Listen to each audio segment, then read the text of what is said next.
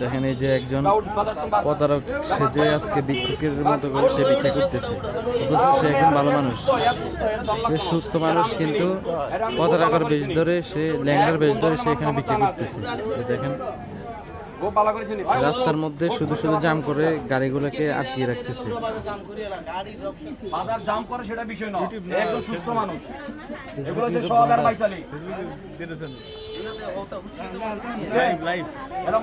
দেখেন মানুষের ইয়ের মধ্যে আঘাত করে এরা।